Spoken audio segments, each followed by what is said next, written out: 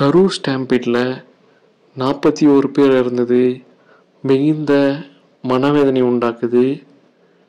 இதில் அதிகமாக பெண்களும் குழந்தைகளும் இறந்திருக்காங்கன்ற செய்தி மிகுந்த மனவலியும் மனவேதனையும் உண்டாக்குது.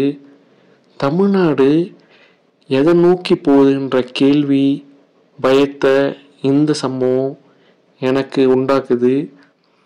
இந்த அசம்பாவிதத்தை தடுத்திருக்கலாம்னா கண்டிப்பாக தடுத்திருக்கலாம். National disaster management authority crowd management கைட்லைன்ஸை விதிச்சிருக்காங்க. ஆர்கனைசர்ஸும் லோக்கல் அத்தாரிட்டியும் இணைஞ்சு எப்படி ப்ராப்பராக பிளான் பண்ணி ரிஸ்க் அசஸ்மெண்ட் பண்ணி அந்த க்ரௌடை ரெகுலேட் பண்ணி ப்ராப்பர் பேரியர்ஸ் அண்ட் சைனேஜ் வச்சு இதை மேனேஜ் பண்ணியிருந்தா இந்த அசம்பாவிதத்தை தடுத்திருக்கலாம்.